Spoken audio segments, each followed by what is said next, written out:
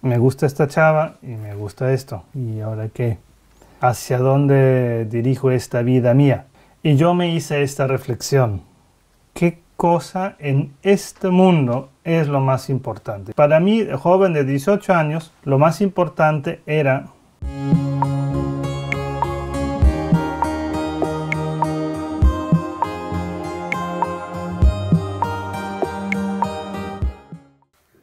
Hola mis hermanos y mis hermanas, Dios les bendiga. Bienvenidos a mi programa Vidas que dan fruto. Mi nombre es el Padre Bernardo Moncada. Y dice la palabra del Señor en el Evangelio de San Juan, en el capítulo 10, versículo 11, 12 y 13. Yo soy el buen pastor. El buen pastor da la vida por las ovejas. Pero el asalariado, que no es pastor, a quien no pertenecen las ovejas, ve venir al lobo, abandona las ovejas y huye, y el lobo hace presa en ellas y las dispersa, porque es asalariado y no le importan nada las ovejas. Mis hermanos, hoy tengo un invitado muy especial para este programa Vidas que dan fruto. Está conmigo su reverencia, el Padre Teo. Padre, bienvenido a mi programa. Dios me Hola. la bendiga. ¿Y cuándo viene el invitado especial? Porque yo ya estoy aquí. Aquí lo estoy saludando. Ay, ¿qué crees? ¿Que no? ¿El especial cuándo viene? Bueno, yo ya estoy, aquí lo estamos esperando los dos. Gracias, Padre, por aceptarme esta invitación. Yo sé que sos un sacerdote muy conocido en redes sociales y en el mundo católico, pero hay muchas personas que se estarán preguntando también, bueno, ¿quién es el Padre Teo y por qué el Padre Moncada está tan emocionado? Y esto me da pie, Padre, a mí, para formularle la primera pregunta de mi programa, y es, ¿quién era el Padre Teo antes de conocer a nuestro Señor Jesucristo?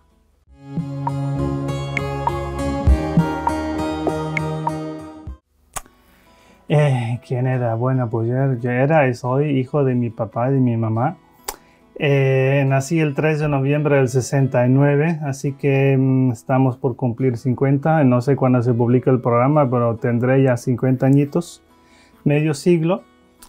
Soy de Alemania, por tanto no soy de cultura América Latina, de cultura más bien anglosajona, mezclada con un poquito de reforma protestante, pues todo lo que se ha vivido en Europa Central.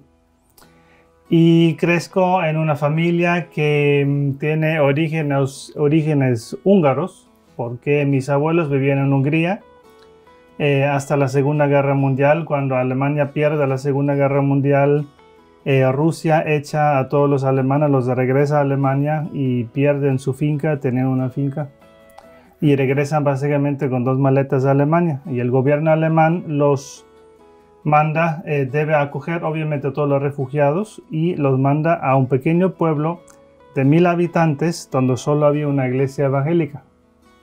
Entonces mis abuelos pierden la práctica de la fe católica, de hecho ya practican ninguna fe, pero todavía bautizan a sus hijos. Mis papás obviamente me bautizan a mí y a mi hermano menor, somos 2. Él tiene 2 años y medio menos que yo, se llama Marco. Y crecemos en un ambiente pues bastante secularizado, normal, se hace la primaria, se hace la secundaria, la preparatoria, como dicen en México, bachillerato en América del Sur, etc. Pero crezco en un ambiente muy secularizado, sí me bautizo, sí me confirmo, pero somos católicos nada más de nombre, porque no se practica nada. Y como la iglesia está lejos y vivimos en un pueblito de 1000 habitantes, casi que más vacas que humanos, pierdo igualmente, o sea, nunca adquiero una práctica de la fe católica. Cuando, sin embargo, llega la pubertad, 13, 14, 15, 16, y yo veo cómo vive mi gente, cómo viven mis compañeros en el colegio, llega ese momento cuando todo joven se pregunta muchas cosas. ¿Qué hacer? Y sobre todo uno dice, pues, ¿en qué cosa voy a basar las decisiones grandes de la vida? Yo ya sabía que había que elegir una profesión y pues en el fondo nada me llamaba la atención. Sí, me gustaba química, me gustaba biología, pero no me gustaba matemática. Así que si no que te gustan matemáticas, olvida de las ciencias, porque aunque en química todo es... aunque solo sea química, pero todo es matemática. me dije, entonces, ¿qué hago? Pues me gustan lenguas clásicas, latín y griego. Voy a ser maestro de latín y griego. Ahí sí uno estaba especulando.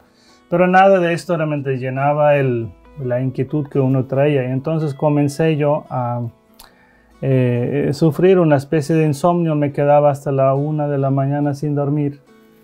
Y pues pensando qué hacer con la vida. De repente, me dije, ¿y por qué no rezar? Ya que me bauticé, ya que me confirmé.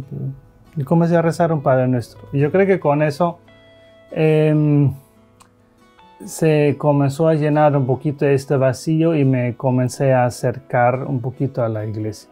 Pero la cuestión era, las decisiones que yo voy a tomar en la vida, como buen alemán pensador, ¿en qué me voy a basar? ¿En qué sistema de valores me puedo basar? A ver, Platón, Kant, no sé, Occam, ¿en qué me voy a basar para tomar decisiones? Y me dije, antes de comenzar a buscar fuera, primero voy a mirar qué cosa ya soy. Y yo ya soy católico, por tanto vamos a estudiar primero la iglesia, la fe, porque si la quiero desechar, al menos la desecho con fundamento. Y si la quiero aceptar, pues la acepto con fundamento. Y comencé a mis 16:30 a ir a misa diaria a las 7 de la mañana. Y obviamente esto llamaba la atención a todo el pueblo, porque ¿quién va a misa? Y tú dices, pero ¿para cuál misa? Si dijiste que en el pueblo solo había iglesia protestante. En la próxima ciudad, donde iba al colegio, obviamente había muchas parroquias y la iglesia esta era de unos franciscanos polacos, porque franciscanos alemanes ya hay muy pocos. Entonces el obispo trajo de Polonia franciscanos para no perder ese monasterio. Y ellos daban misa a las 7 y a mí me convenía porque misa de 7 a 7:30 y a las 8 tenía colegio. Perfecto. Entonces funcionaba perfectamente. Con ellos comencé misa diaria, reflexión de la palabra, las grandes verdades de la fe. Y como que me fui acercando. Obviamente también comencé con ciertas lecturas de santos, porque eso es una de las cosas más útiles que podemos hacer en la vida. Mirar cómo la gracia ha transformado vidas de otros. Porque si yo veo la barriga del Padre Teo, está muy interesante. Pues el Padre Bernardo ni tiene barriga porque es jovenazo. Yo tengo barriga, pero como que la vida de uno muy misteriosa también. Más bien miramos vidas de santos donde la gracia ya ha trabajado, donde la gracia ya ha logrado la transformación. Así que agarré un libro de San Francisco, de Chesterton. Obviamente una lectura muy difícil porque el libro de Chesterton sobre San Francisco es para gente que ya sabe todo de San Francisco. Él hace reflexiones muy avanzadas sobre la vida de San Francisco. Y me dije, anda, este sí dejó todo. Y comenzó a vivir en pobreza y renunció. Y ay, qué interesante. Y me dije que tal vez la cosa va por ahí. Entonces me dije, pues será que tal vez uno puede dedicarse a ser catequista. Porque como que la fe católica me comenzó a convencer. Yo ya sé que tú lo que me vas a querer preguntar sobre la experiencia de Cristo, pero esto no es tan sencillo de compartimentalizar. ¿Sí? No es tan sencillo. Pero yo me dije, pues entonces yo puedo al menos ser catequista y comenzar así, y ser maestro de latín y griego y en mi tiempo libre de catequesis. Y pronto siempre nacía en mí la afirmación, pero eso no es suficiente. Yo puedo más. Y es una de las características de mi modo de ser. Yo siempre tiendo al 100%. O sea, si me dedico a algo, normalmente lo hago en un 110%. No me gusta el 30 o un poquito o más o menos. En eso soy un poquito fuerte y a veces también, ustedes saben, en mi modo de hablar, pues tampoco soy demasiado prudente. A veces las cosas hay que decirlas como son. Y justo ayer me escribió una persona, ay padre, pero usted dice mucho esto y lo otro y nos asustamos. Pues chavos, si te asustan estas verdades sencillas, pues no ves mis videos. Quédate con Hansel y Gretel, pero no vas a poder mirar los videos de uno porque yo digo las cosas con cierta fuerza. Y yo sé que eso no es del gusto de todos, pero tampoco nadie te obliga a ver mis videos, pues. Pero yo siempre soy así, tender a dar todo lo que trae la pila y gastarse y trabajar, porque la vida es demasiado corta como para flojear o para andar a un 30-40%. Aprovecha y saca todo el jugo que trae esa naranja. No la comas a mitad, cómetela entera. Y en eso, como joven de 18 y 19, pues uno mira, a ver, ¿puedo hacer esto? No, es muy poco. ¿Puedo esto? Yo puedo más. A ver, ¿cómo puedo yo ahora dedicarme a la religión católica? Y nació pronto en mí también la idea de una consagración al estilo de San Francisco. San Francisco nunca se ordenó sacerdote. Y yo antes, y ahora hoy me ves con clergyman porque soy sacerdote ordenado, obviamente. Pero antes, a los 18, yo pensaba pues consagrarme nomás y vivir de esa manera, dar todo para el servicio de los hermanos. El evangelio que leímos y que tú me preguntaste cuál versículo podíamos leer, lo elegí a propósito, porque no porque yo sea ese buen pastor, sino porque yo no quiero ser ese asalariado. El asalariado que huye porque tiene miedo del lobo. Obviamente, hermano, cuando hablamos del lobo, estamos hablando del demonio que viene a tentar, que viene a destruir la obra de Cristo.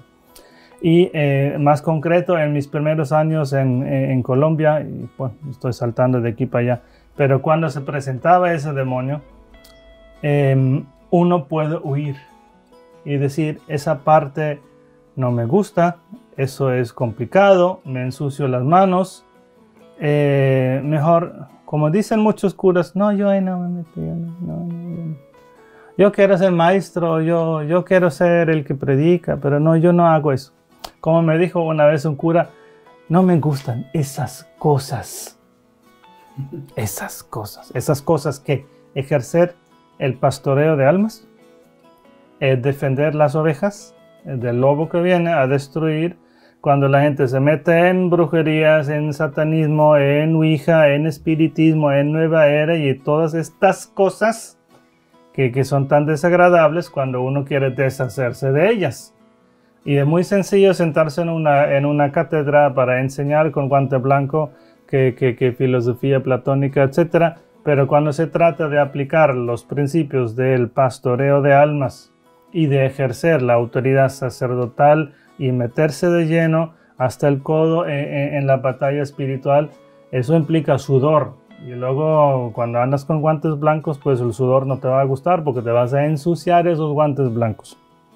Cuando una persona contaminada por un dolor de un esposo que la ha maltratado durante 30 años y esta persona tú le impones manos para orar para que ella pueda salir de su dolor y ver algo más que su dolor, esta persona me vomitó encima. Eso ya no es agradable porque yo estaba aquí sentado con mi guante blanco enseñando filosofía platónica. Entonces estas cosas, cuando estás en la batalla, ciertas cosas ya no son agradables. Entonces para mí la cuestión luego era, a ver, cuando viene el lobo, cuando viene la dificultad, me echo para atrás o le sigo, aquí le corto o le sigo. Un amigo sacerdote mío me decía justamente, no, a mí no me gustan estas cosas. Y yo justo me decía, y estaba en mi primer año en Colombia, en Medellín, donde era capellán del Colegio Cumbres, en Envigado. Y duré 6 meses, porque luego me sacaron, porque yo imponía manos. Yo conocía allá la realidad del dolor humano. Pero a veces ya estoy saltando de aquí para allá, pero esa es la realidad. ¿Por qué elegí yo este pedacito de escritura de Evangelio? Porque para mí ha sido fundamental. Cuando viene el lobo, es decir, o como imagen la dificultad, o cuando viene efectivamente una persona posesa y te pide la obra de misericordia de rezar por ella, o aunque no posesa, pero sí enferma de algo, y pide una gracia, y pide una oración, ¿tú qué haces? Porque tú, sacerdote, tienes todo el poder. Todo ese de derecho canónico se lo inventó la iglesia después, pero el poder del sacerdote, del bautizado, es inmenso porque es la plenitud del Espíritu Santo. Justo estábamos comentando antes de nuestra charla aquí que la burocracia en la iglesia, eso es muy cierto. O sea, para mí no es que si no tengo el permiso escrito, firmado y sellado con tal fecha, que yo no puedo ejercer la autoridad. Eso se lo inventó la iglesia después. Pero el poder está ahí desde la ordenación. Y precisamente yo me salí de la comunidad de los legionarios de Cristo porque el superior general, ahorita no me viene su nombre y tal vez mejor que no me venga su nombre a la cabeza, él dijo que el legionario de Cristo no puede imponer manos, no puede orar en lenguas y no puede orar por sanación. Y cuando yo escucho de su boca que el legionario de Cristo no puede orar en lenguas, no puede imponer manos y no puede orar por sanación, me dije, hasta aquí llegué con los legionarios de Cristo. Claro que aquí me salté muchas cosas, pero tampoco es la primera vez que doy ese testimonio. Hay otros videos con el testimonio más completo. Pero ahí está, yo elegí Juan 10, capítulo 10, donde se expresa la idea del buen pastor que se enfrenta al lobo, que no corre porque tiene miedo del lobo, sino que se enfrenta a, porque ahí hay una afirmación núcleo fundamental de lo que es un sacerdote, lo que es un pastor, el que es capaz de liderar una comunidad porque también sabe la autoridad que tiene. Yo no necesito tener ningún miedo ante un demonio, ante un lobo, ante una dificultad, porque sé a favor de quién estoy peleando. Bueno, pero yo estoy hablando sin dejarte hablar. Es el padre Bernardo, en el fondo, una buena persona. Este programa tiene esa característica, padre, de que yo hablo poco y escucho más, aprendo mucho y estoy siendo catequizado en este momento por usted. Usted, padre, ¿en qué momento tomó la decisión ya no solamente de ser un religioso, sino que entrar como consagrado en el sacerdocio, como vocación? ¿En qué momento usted tomó esa decisión? ¿En qué momento de su vida? Porque usted pensaba ser solamente un religioso, pero ¿en qué momento tomó usted la decisión de ir por el camino presbiteral?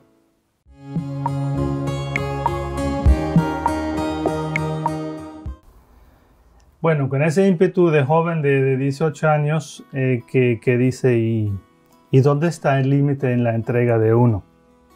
¿Hasta dónde uno puede llegar con esa radicalidad y tal vez entusiasmo, 120% de la pila que tienes? ¿Hasta dónde puede uno llegar?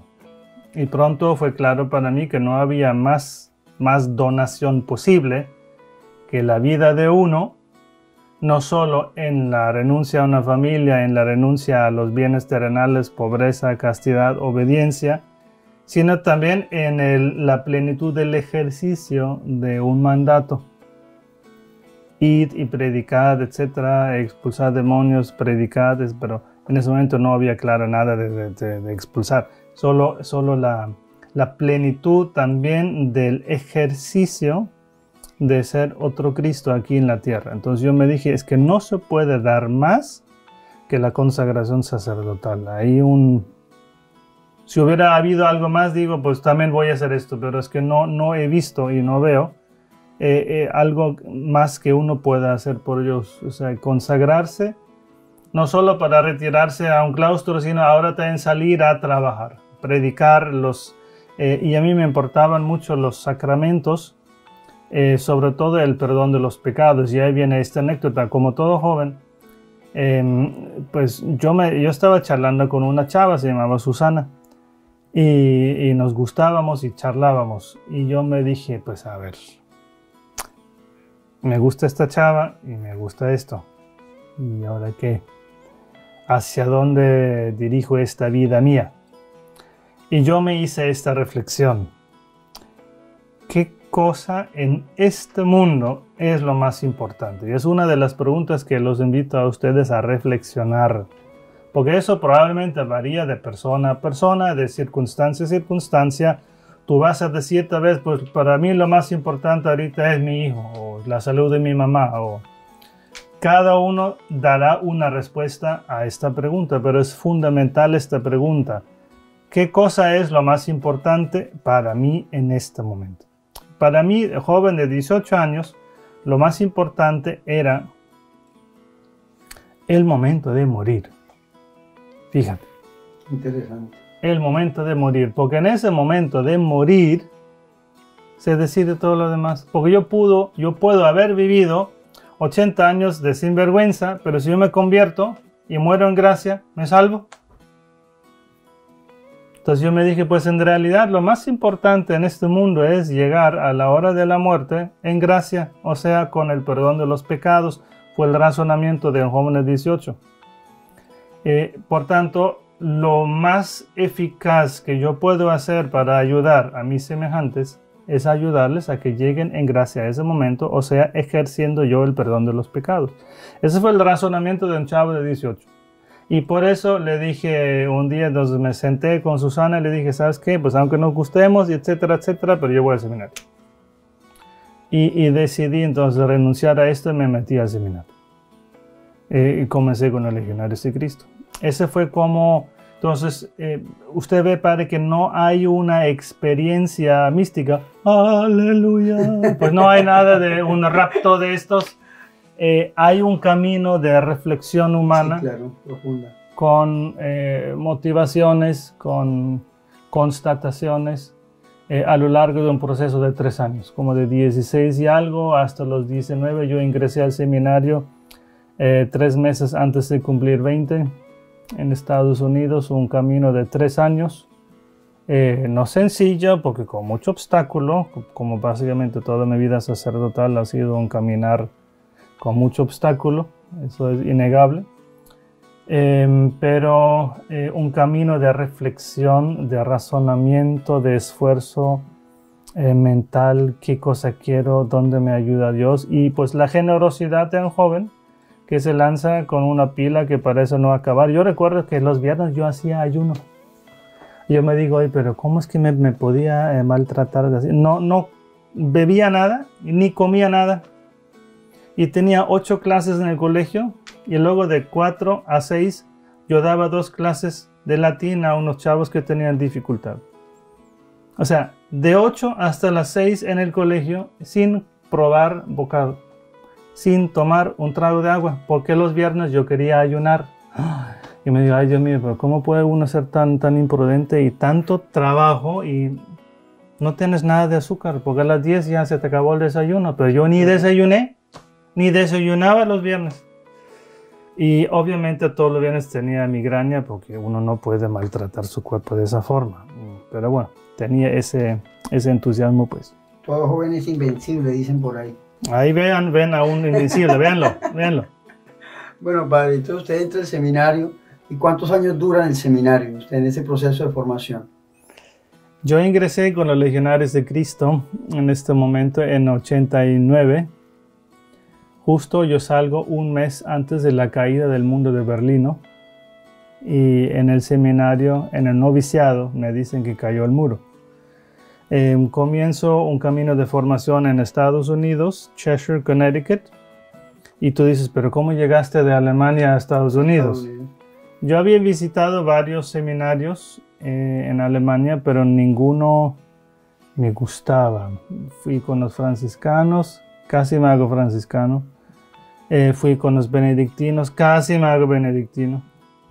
Escribí a varias institutos de vida religiosa. Algunos contestaron, otros no.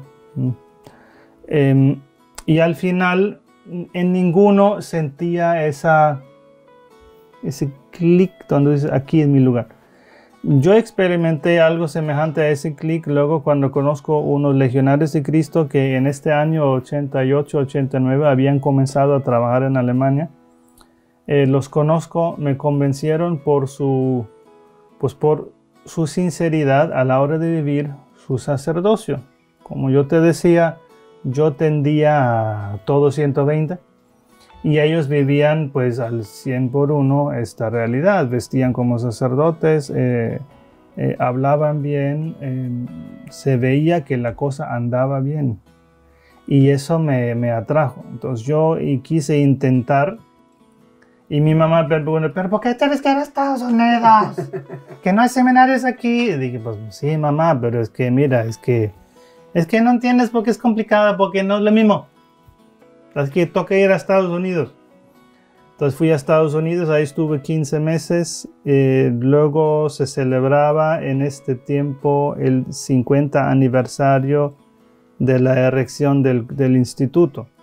Entonces en el 91 fuimos a Roma, de ahí me mandaron a la fundación del noviciado en Alemania, hago mi primera profesión religiosa y me mantienen en Alemania, me pasan de novicio, de profeso, me pasan a administrador de noviciado y prefecto de estudios. Pues yo, chavo de 22, de repente me encontraba con eso de maestro, y yo siempre he sido maestro. En mi camino de legionario siempre he sido maestro. Ahora soy licenciado en teología, en filosofía, soy doctor en teología, porque siempre me han mandado por el camino de la enseñanza y sacar títulos. Así que mi hoja de vida es eso.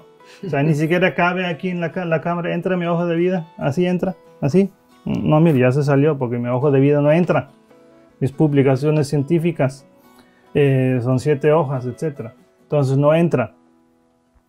Pero todo esto, para la ciencia, dice la escritura, infla. Y en mi experiencia no es que la ciencia puede inflar, obviamente el mucho saber puede hacerte sentir orgulloso, pero no es esto, sino el mucho saber no le cambia la vida a nadie. Y ahí estamos en el tema de la fertilidad de uno. Si tú ya te negaste la fertilidad humana porque no tienes familia, no tienes hijos, ahora el tema es la fertilidad espiritual o la paternidad espiritual, donde queda el famoso fruto. Vayan y den fruto. ¿Y dónde está? ¿Y dónde está? Llega el famoso 2009, cuando el fundador de los Legionarios de Cristo va a ser expuesto en las noticias como papá de una hija natural, cosa que para nosotros fue no solo imposible de pensar, sino totalmente contradictorio, porque a nosotros nos exigían una disciplina realmente sobrehumana. Y a mí me comenzó a dañar la salud. Levantarse todos los días a las 5:15, ni la posibilidad de dormir más, me comenzó a dañar la salud. Entonces yo tuve que pedir permiso, oiga, déjeme dormir 1 hora más o hora media más, porque yo no. Me duele la cabeza, no me concentro, sufro de insomnio en la noche, y si me duermo a la 1 de la mañana y levantarse a las 5:15, y esos 7 días a la semana, pues te dañas la salud. Claro. Eso es como muy difícil. ¿Cómo vas a hacer oración si no has dormido? Y luego además el resto del día tienes que leer libros y escribir artículos científicos, como que muy difícil. Yo llegué como a un límite. Y cuando está ahí el escándalo del fundador, yo me digo, pero yo me estoy matando con una disciplina increíble, y este tiene una hija natural y probablemente tiene más, y él tiene 3 hijos naturales con 2 mujeres diferentes, al menos, y él ha tenido un pasaporte falso y se casó por civil con esa señora. O sea, ¿qué vida vivió este señor, pues, el fundador de uno? Y yo me quedé súper confundido, y en esta confusión le digo a mi superior, pues mira, yo no puedo más dedicarme a esto porque yo llegué a un punto muerto. Yo necesito un cambio. Y él providencialmente me manda a Colombia en el 2009. Llego en el 2009, en agosto, si no me equivoco, a Colombia, precisamente para ejercer un apostolado diferente. Como yo te decía, mi experiencia era, yo necesito entender lo que hago. Yo necesito encontrar un sentido, y si es una renuncia, si es una dedicación, eso tiene que ser 120.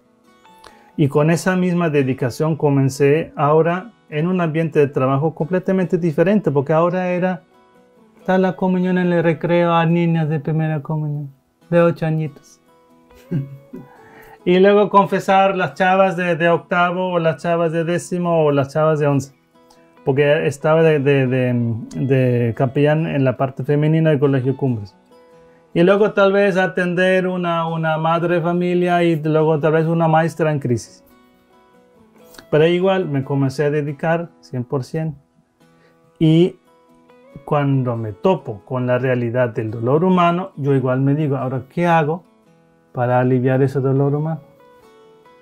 Vengan a mí los que están cansados, pero ahora, ¿qué hago cuando me encuentro con uno cansado? ¿Qué hago con él? Entonces pregunto en mi comunidad de Medellín, pregunto, Vizcaíno se llamaba el padre Vizcaíno, sí, Enrique Vizcaíno. Le pregunto, padre, usted que recomienda, usted que lleva 20 años aquí en Colombia, ¿usted qué haría? Y me dice, pues mira, te voy a dar un libro. A ver, me buscó el libro y era de Monseñor Alfonso Uribe Jaramillo. El fundador de los Siervos del Espíritu Santo. Mi héroe. La colección de sus folletos de sanación y de oración. Me lo chuté y todavía me queda súper claro el resumen de este padre, porque él decía, padres, sacerdotes, déjense de rollo, no se compliquen la vida. Cuando la gente les pida oración, impónganle las manos y si pueden, oren en lenguas todavía mejor. Ese es como el resumen. Imponer manos, orar en lenguas. Y ahí entonces con esa característica mía de inquisitividad, de querer entender y de vivir a fondo, pero cuando en el seminario me han hablado de imponer manos y de orar en lenguas, No. 11 años de seminario, 11 años de universidad, 20 años de formación y nunca me han hablado de la imposición de manos, sino en un contexto de ordenación sacerdotal. ¿Y cuándo te han hablado de la oración en lengua? Pues tal vez el día de Pentecostés, porque toca leer ese pedazo del Hecho de los Apóstoles. Y me quedé, pero la verdad es que yo no sé nada de esto. Nos tocó comenzar el tema de estudiar qué es imposición de manos, qué sucede en imposición de manos, qué es oración en lenguas, qué es Pentecostés, qué es Espíritu Santo, cómo trabajo, cómo funciona. Fui a una librería a buscarme unos libros sobre el tema. Y ustedes ya saben cómo son las mujeres. Metiches, chismosas. Estoy en la fila para pagar en la caja mis 3, 4 libros y se me acerca una señora que desde atrás se me acerca y mira. Y digo, ¿usted qué? ¿Usted hace esas cosas? O sea, impone manos, orar, porque yo había comprado unos libros sobre el tema. Y le digo, sí. Es que mi prima necesita.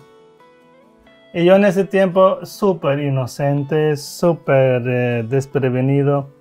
Pues sí, pues entonces venga el viernes a las 3. Y le di cita. Ay, padre. ¿Qué pasó? Llega ella el viernes a las 3 con su prima. Además, con su mamá. Y, bueno, la prima tiene mi hija, pero todavía no la conocía. Ella, su prima y la mamá. Me trae una requete poseída, pero de estas de película. Ella me mira y en su mirada veo como 3 o 4 personalidades. No se puede explicar eso en palabras, pero la miras y es ella y no es ella. ¿Pero qué es esta mirada? ¿Qué cosas? Pero el Padre Teo se caracteriza por una cosa. El Padre Teo no se echa para atrás. El Padre Teo camina. Aunque encuentra una puerta cerrada. Y aunque tenga que romper ahí un poquito. Pero por ahí puede pasar. Solo hay que hace falta forzar un poquito. Sí se puede caminar por ahí. Entonces, pues como ella pidió oración y yo había dicho que sí. Entonces, bueno, pues llévala al recibidor. Me la llevan al recibidor. Yo me paro a su lado y le impongo manos. Como dijo Monseñor Alfonso, impongan manos y oren en lenguas y déjense de rollos. Yo todavía no oraba en lenguas porque no sabía qué era, pero imponer manos, mira, así. Ya, así de sencillo. Imponer manos, ya. Y cuando hago esto, ella se comienza a retorcer. Cuando yo hago esto, ella comienza. Y esto comenzó a ser un show porque cae al piso, pega unos gritos que mi tímpano sale de lado a lado, me quedo blanco del susto y como cae al piso y mueve las piernas así, sus zapatos volando. Un zapato directamente a mi nariz y yo esquivo el zapato y el otro tumba el Cristo en la mesa. Desde entonces sé que el diablo tiene puntería. Claro. El diablo tiene buenísima puntería, aunque sea con los zapatos de los pies. A mi cara y al Cristo. Y fíjate qué interesante, porque luego ponte a analizar qué simboliza esto. Bueno, vienen corriendo papá, mamá y para tranquilizarme a mí, porque yo estaba completamente en shock. Le ayudamos a la otra y yo me dije, no, pues aquí hay muchas cosas que yo no entiendo. Y fíjate, aquí Juan 10, el asalariado dice, no me gustan esas cosas. Yo me quedo aquí. Y yo me dije, no, o sea, ¿cómo es posible? O sea, yo me hice sacerdote y todo esto para luego decir, a ver, esto hay que estudiar. Y comencé a hablar con mucha gente, comencé a conocer, comencé a entrar en círculos, a hablar con personas. Y en eso me dice el superior, padre, usted ya no puede ser capellán del colegio. ¿Por qué, padre? ¿Qué pasó? Es que usted impone manos y eso es sospechoso. Eso es sospechoso, imponer manos. Pues para los legionarios de Cristo, imponer manos es sospechoso. Yo no sé hoy en 2019, 2020 cómo esté la cosa, pero eso en 2009 era sospechoso. 2010, en diciembre me dice que yo ya no puedo regresar. En enero 2010 no puedo regresar al Colegio Cumbres porque yo imponía manos y esto era sospechoso. Cuando me dicen que para Semana Santa yo no puedo salir de misiones de Semana Santa, fíjate, padre, porque no saben qué hacer conmigo, porque yo imponía manos y que yo me tenía que quedar en casa en las misiones de Semana Santa, me digo, pero como que aquí las cosas andan como que algo mal, pero todavía no. Yo comencé a experimentar realmente una resistencia, ridiculización de parte de los propios superiores y eso comenzó a doler, me comenzó a doler. ¿Cómo es posible? Yo solo quiero aliviar el dolor del ser humano, me dicen impon manos, ora en lenguas y luego resulta que me viene una ola de agua fría y voy a un monasterio para pasar Semana Santa, porque pues, ¿que me voy a quedar yo solo en casa en Semana Santa? O sea, no se trata de una semana de vacaciones, se trata de la Semana Santa.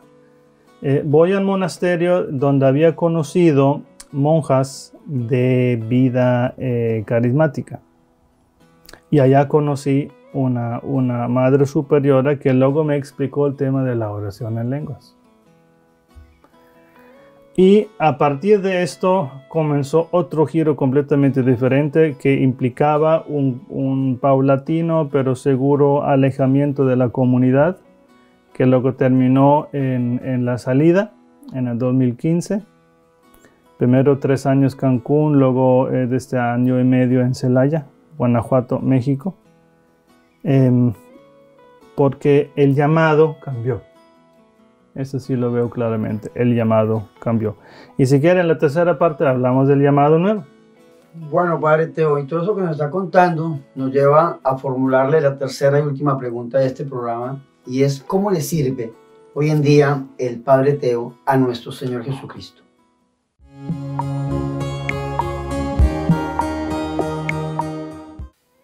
Bueno, entonces, primera parte era siempre vida académica. Llegó el punto muerto, cambio a Colombia, primer encuentro con la realidad del dolor humano en la gente en el colegio. Pronto llegaba gente de fuera. Esta señora con su prima, y digo, la prima era una señora igual de 35 años más o menos. Yo luego oré unas 12 veces por ella, 12, 15 veces. Y con esta persona he tenido unas experiencias increíbles porque ante ese problema o corres o le entras. Yo no soy de los que... ya vi. No, vámonos. No, no corre. El Padre Teo no corre. El Padre Teo necesita 120. necesita dar 120 de sí mismo para ese tema. Entonces, ¿por qué ella gritó? ¿Por qué lanzó el zapato? ¿Por qué el zapato me dio en la cara y en el Cristo? Estudiar. La segunda vez que viene, yo consulto a amigos, oiga, cuando pasa esto, ¿qué? No, pues mira, ahí está no sé qué, y le tienes que echar agua bendita en forma de cruz. Ah, voy, me compro un atomizador de esos y lo lleno con agua, lo bendigo, agua bendita, listo, perfecto. Viene ella, a ver, siéntate. Entonces, oración inicial y cuando, pues bueno, entonces, para que no me haga ese show, pues la vamos a tranquilizar con agua bendita. En el nombre de Jesús, yo ato todo demonio en ti. Y cuando le echo el agua bendita, me mira con unos ojos de odio, Padre, que me salen los riñones. Del susto. La cara de odio de un poseso, hermanos, no te lo pueden pintar ni en una película de Hollywood. La cara de odio real te congela la sangre. Ella me mira con esa cara, se me baja toda la sangre a los pies y me quedo paralizado. Pero peor, ella me asalta. ¿Por qué? Se me echa encima. Con tanto odio que se me echa encima, la estola que yo tenía me la rompe en dos, así. Me la rompe en dos como si fuera el empaque de un pan de desayuno. Y me destruye el atomizador de agua bendita. Obviamente entran sus familiares, otros me tranquilizan a mí porque yo era el más agitado. Y yo les digo, otra vez esta cosa me venció, pero ¿qué pasa? ¿Pero qué cosa no estoy atendiendo? Yo no entendía que el problema era que yo tenía miedo. Pero apenas entendía que yo tenía miedo. Apenas entendía. Primero uno tiene que llegar a la realización es que, menso, tú tienes miedo a esta cosa. Deja de tenerle miedo. Entonces, un día, atendiendo a una persona, porque se me llenaba la agenda, Padre, de un momento para otro. Estábamos en febrero y yo tenía la agenda llena hasta mayo. Wow. Digo, pero, porque corría la voz, este padre, en Balsos, este padre hace oración. Entonces, llega un día cuando un señor me pide dirección espiritual.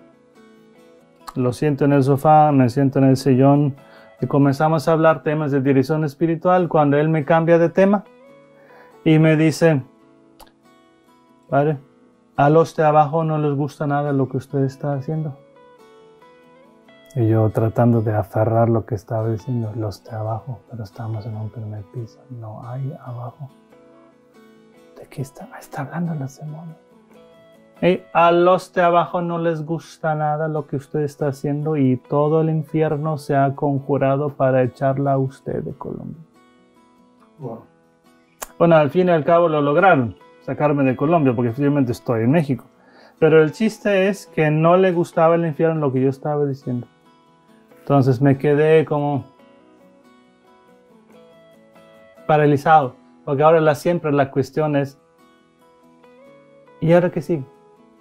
¿Y ahora qué hago? Ahora que él dijo esto, ¿qué sigue? Y no hay manual. ¿Sí? El programa del padre. Como antes, hay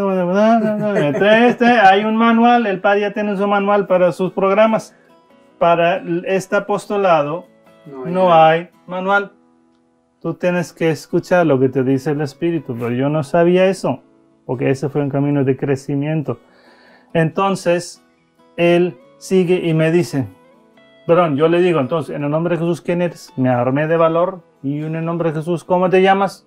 Y me dice, yo soy Belcebú y yo tengo poder y tú tienes poder y tu poder crecerá con cada día, pero hoy no me echarás. Yo me quedé tan confundido con esta afirmación, Belcebú, ¿y ese quién es? ¿Cómo que él tiene poder? ¿Cómo que yo tengo poder? ¿Cómo que mi poder crecerá? Porque hoy no le voy a echar. ¿Qué son estas cosas raras que está diciendo? Y efectivamente, yo le oré como media hora y no pude más y simplemente él se levantó y se fue. Y yo me quedé completamente confundido. hablo con varios amigos, oiga, en este caso, ¿qué? Explíquenme con personas de oración que yo había conocido en Medellín, ¿qué se hace ahí? Y un amigo me dice, mire, padre, le dijo que él tenía poder y que tú tienes poder. A ver, ¿cuál poder? Dígame usted, padre, ¿cuál poder tiene el demonio?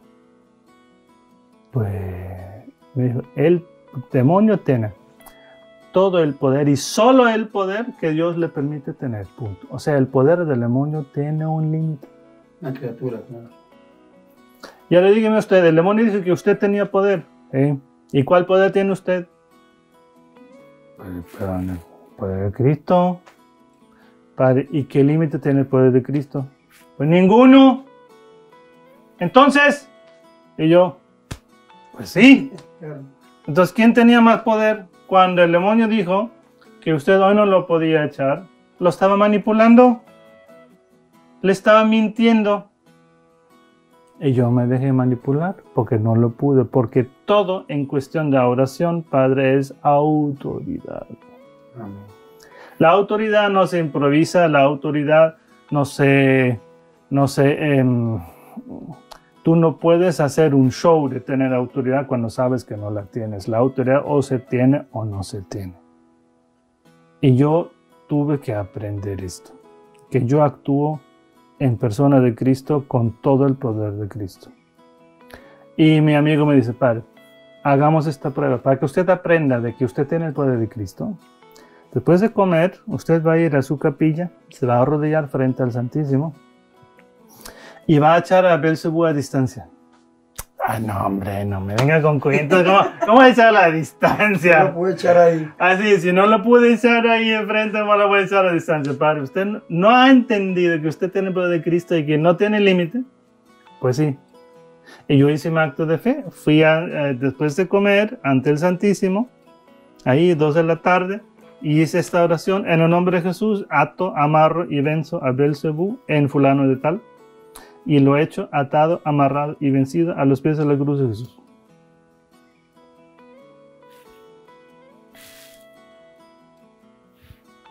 Pues todo sigue igual, los pájaros siguen cantando, pues no sé qué pasó, pero pues yo creo que lo eché y llamo a su esposo. Oye, señora, estoy convencido de que su esposo, ¿cómo está? Él acaba de tener un ataque de asfixia. ¿Qué? Belcebú salió. Amén. En esta oración, a él le dio un ataque de asfixia y quedó libre de Belcebú. Wow. A distancia. Y esa fue una de las grandes enseñanzas donde yo entendí que el poder del sacerdote espiritual realmente no tiene ningún límite, sino la falta de fe que uno le pone. Y que no hay que tenerle ningún miedo. Al demonio no se le teme sino en cuanto tentador. Pero en cuanto criatura, no le tienes que tener ningún miedo. Sus tentaciones son terribles. Las trampas que pone son terribles. Al demonio no se le reta. Al demonio no se le desprecia. Al demonio no se le insulta. Al demonio se le ata, se le expulsa y se le teme en cuanto tentador. Pero no se le teme porque él grita, porque te amenaza. No. El demonio es una criatura más. Los demonios son muchos miles de millones. El más grande es Satanás, obviamente la criatura más excelsa después de la Virgen María. Por eso ella elevada por encima de... Pero a ese Satanás le dio la espalda a Cristo, a Dios. Pero a él no se le teme, sino en cuanto tentador. Entonces ahí comencé yo a desarrollar un apostolado que se concreta en la Fundación San Miguel Arcángel. Primero con el apéndice Pro Marginados de Colombia, porque pronto me doy cuenta de que el trabajo que estaban realizando los demonios para sacarme de Colombia se aprovechaba de la incomprensión, de mi inexperiencia, de la incomprensión y de los obstáculos a través de la jerarquía superiores de uno. No puedes ir al colegio, no puedes ir a Semana Santa, no puedes ir esto. Y también obispos que dicen no queremos al Padre Teo. Y cosa que luego se concretaba pues en la experiencia del rechazo. Y usted sabe, Padre, el rechazo es una de las actividades favoritas del ser humano. Nos encanta el rechazo. Sin rechazo no podemos vivir. Es como la cerveza, no se puede no tener rechazo. Entonces esto pues me partía el alma. Haber entregado mi vida a Cristo y encontrarme con este rechazo. Hablo con el obispo de Medellín, Monseñor Tobón, y le digo, mire, esto y esto, a mí me encantaría apoyar aquí en la arquidiócesis en el apostolado de la liberación. Y él me contesta, mire padre, si yo lo recibo a usted, doy una señal muy equivocada. Y me quedé, pues, ¿cuál señal? Pues se trata de vivir la misericordia con la gente. ¿Cuál señal equivocada? Usted regresa a su comunidad, váyase a Roma, salga del país, básicamente es lo que me dijo, y haga su discernimiento. Ahí me mandó por un tubo. Me quedé muy wow. Después de él hablé con otros 8 obispos colombianos. Me encontré con uno, no voy a decir sus nombres, que me dijo que el demonio no existe. O sea, un obispo hereje todavía está en cátedra, es un obispo que tiene funciones y dice que el demonio no existe. Y quien niega un dogma es un hereje, aunque no nos guste la palabra, pero este obispo me dijo que el demonio no existe. Y me añade, pero usted sabe, Padre Teo, que no todo en el Nuevo Testamento se puede tomar al pie de la letra. O sea, un principio de interpretación escriturística que es muy peligroso porque luego, pues, ¿qué cosa puedo tomar literal y qué cosa no puedo tomar literal en el Nuevo Testamento? Entonces, el tema de las enfermedades, demonios, posesiones, infierno, pecado, todo eso, pues luego sería como una imagen proverbial, una figura. Ay, padre, usted sabe, un género, ¿no? Literario. Todo lo que hemos estudiado ahí en las universidades. Entonces, pronto estaba claro que en Colombia no había espacio para mí. Hablé con 7, 8, 9 obispos, ninguno estaba dispuesto. Uno fue tan lindo de recibirme. Fui con una familiar de un presidente colombiano que me iba a recomendar, un expresidente colombiano. Me recibió muy amablemente el obispo. Cuando le saco el tema, se le va la sonrisa, así.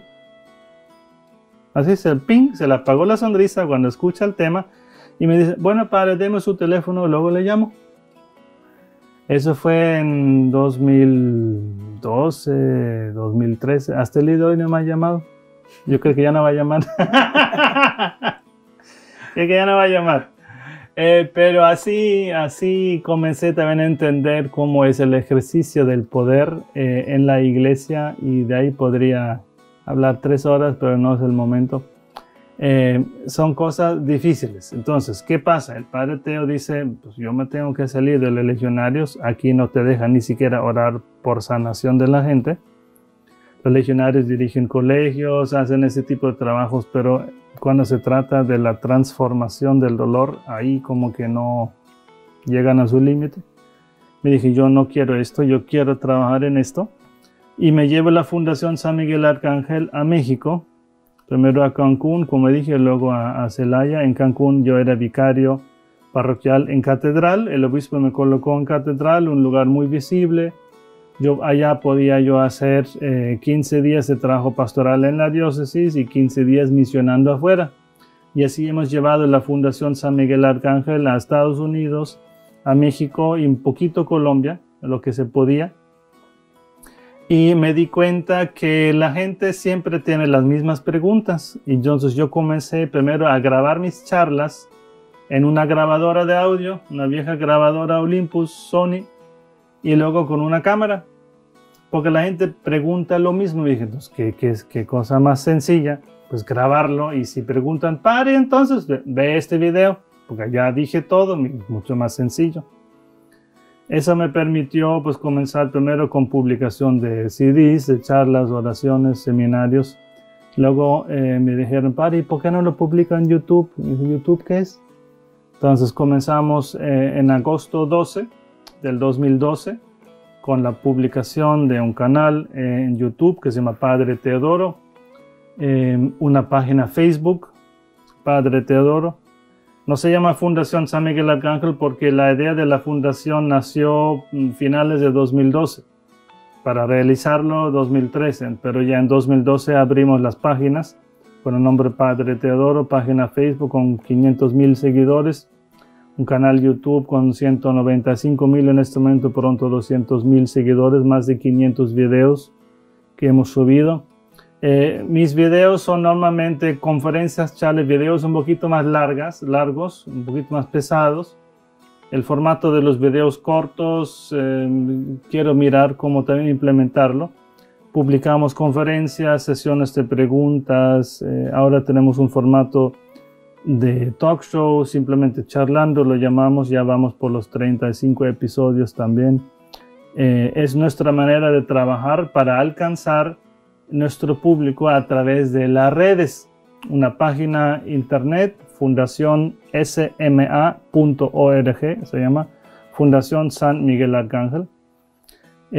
La fundación nació en 2012 con un comedor en Medellín para niños en el barrio San Javier. Muy difícil ese barrio. De hecho, la gente me decía, padre, usted no puede entrar ahí. Porque en esos ojos azules lo van a secuestrar, no vaya a entrar ahí. Y bueno, yo fui una vez ahí furtivamente para mirar. Pero el comedor lo tuvimos que cerrar porque mataron a la psicóloga de un comedor vecino porque denunció un caso de abuso infantil y el papá abusador o él mismo la mató o la mandó matar, no sabemos cómo estuvo. Y a mi gente le entró mucho miedo. Entonces cerramos ese comedor y hoy en día la Fundación San Miguel Arcángel, si bien existe como fundación en Colombia, en los demás países es sencillamente nuestra marca. Nosotros somos conocidos como Fundación San Miguel Arcángel. Somos en esos 3 países ahorita unos 20 empleados que trabajamos, 20 empleados que yo pago con lo que nos entra en la venta de los libros, de los discos, de los objetos religiosos, así nos financiamos. Y trabajamos básicamente como un aparato evangelizador. Los eventos que estamos haciendo, últimamente desde hace un año trabajo. Mi asistente en México, Susana Godoy, lanzó una empresa de consultoría psicológica, emocional, psicoterapia. Ella es psicóloga. Ágape Consultorías se llama, porque nos hemos dado cuenta de que mucha gente cuando tiene un problema de brujería encima, muchas veces también tienen problemas emocionales. Y el problema espiritual no se resuelve si no resolvemos también el problema emocional. Que la familia, que los hijos, que el esposo, que las deudas, que las enfermedades, que la depresión, que la ansiedad, que la soledad.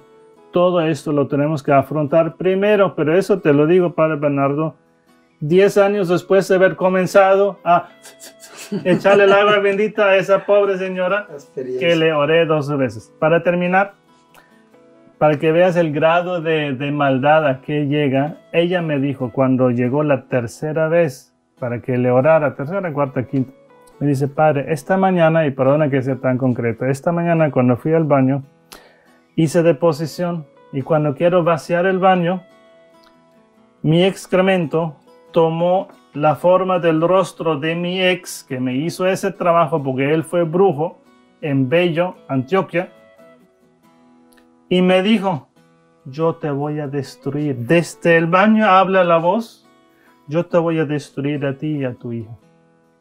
O sea, a ese grado de brujería se llega cuando la brujería se hace con ciencia de magia negra alta, con mucha ciencia de ocultismo y con mucha maldad. Y este brujo era uno de los brujos más brutales de Bello, Antioquia. Wow.